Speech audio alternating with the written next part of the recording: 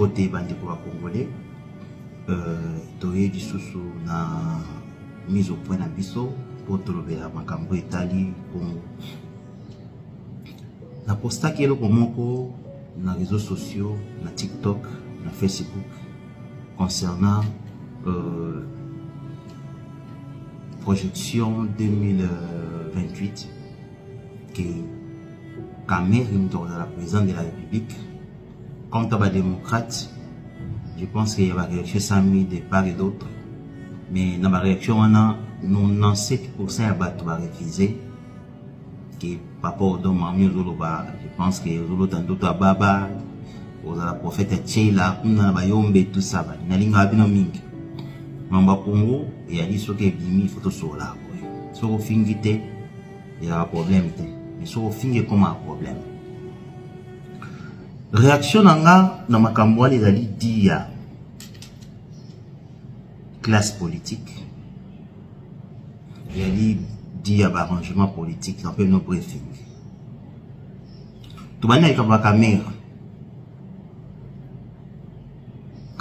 a outi ko ta prison à Bini de la prison directement ministre économie ko bana ministère économie directement président parlement na miracle ni parce que place ka bien la outaki na prison tant union sacré salami ya zalate union sacré ya mbie na qualité nini et commissaire wana nini ba nommé wana pona nini et puis a commis président ya parlement ça veut dire deuxième force de la République par rapport à quoi au moins tant on sait makambe to boya likam na luyengete mais to boya likambo ya kotala ba paramètres politiques ba rangement politique na bangela ngo bana ba Mobutu ba Musée tito comme na Kabila oyo Kanambe tito ko comme na Félix Tshisekedi notre président ba rangement politique et ça tout ça na cache pour fate ti lelo cache tika ko fate ils ont engagé IDPS ni chef nanga ou bien tout ngai na zali libre ya ko saba analyse nanga étant que prophète makambo tout na loba tout ekokisa na ratate parce que to na politique to comme na moins expérience ya ko lire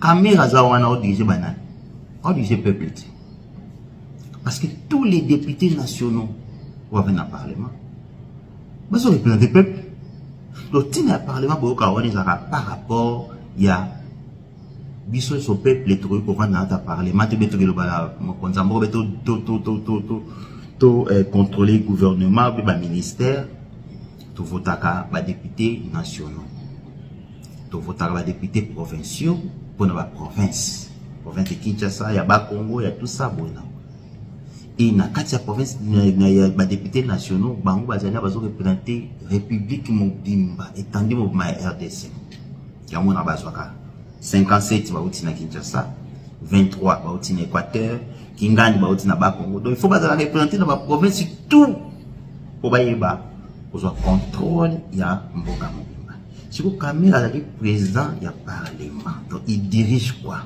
il dirige qui alors diriger étendu mobimba ya RDC n'attends pas réaction de lui plus jamais un étranger tu prouves si tu prouves même le cas de Moïse Katumbi voici pour classer sous étranger attends de changer de constitution pour classer Moïse Katumbi tant qu'étranger par rapport à quoi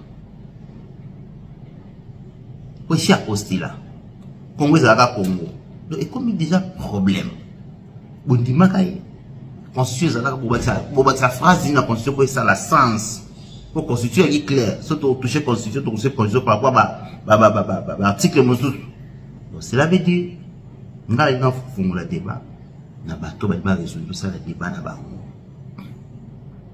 pesinga maele na yo nga na zui na peso yanga soki yo leki nga na zui ya yo na tia un piste na cerveau na nga nga ça va débattre le ba to bino ba musicien ou ba no bato ba lobela ba musicien nga na botika au monde nga na ngote.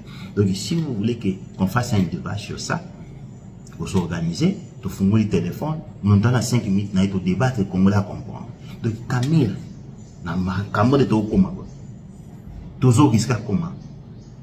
Prochain président de la République, azana 85%. Ata boboya mo na Facebook. Webi masolo boboya kapona makambo ya sama lukonde no. Na Sénat akoma. Ba masolo tout boya e komaka.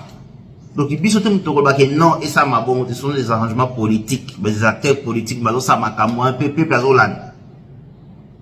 Toi na Kinshasa.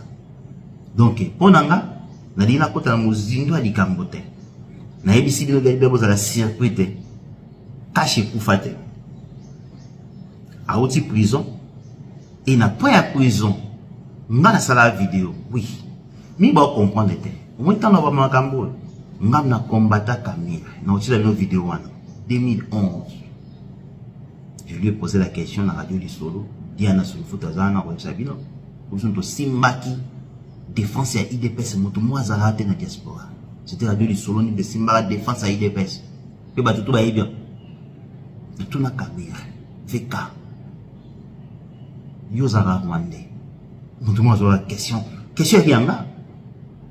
Banda wana tilelo na VK to lobana ate.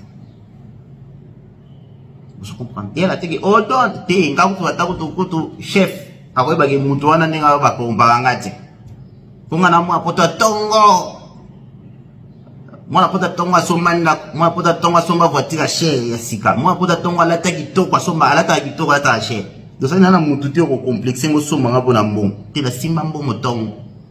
Donc côté corruption to bobo salon. Na sala likambo volonté na ngana ndenzamba otindela nga. Pona pepe nga. Yamo moni ba gratuité na cinéma 5 ans. To ngo ba na chômage makambo to sala yango e vanda pe. Bon kasi kufatile lo nzimwaka. Doni koluba. Kuuta na prison na ye ngana baki kamere akoyi ko détourner pour le te ko mo centre ko détourner te so bani personne ko lia pe kambo. Et ça va na.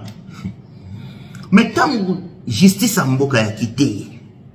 Nga tant qu'intellectuel na ko di ko créer makambo selon ngate. Ba kité ala innocent a commis ministre économie et tinga token wapi. C'est na ça analyse. 2028 nous risquons parce que la IDPS il n'y a pas de leader. Au lieu de temps ya ko se façonner. Bazo temps ba querer inutile. Et donc faut ko bimana ta ba querer inutile. Au peuple azo mona bino buzo ba bino ça. Non. Et mon konza ko tala pe boye na den espèce makambo. Na ko tika pouvoir pas non. C'est ça le problème. Même peuple ko voter, mais na ko pistonner nani. Donc, Camille, la prison, la veille, la justice en boka. Ngana sali analyse, a commis ministre de l'économie en boka. Le président du Parlement, ça dit qu'il y a un débat tout.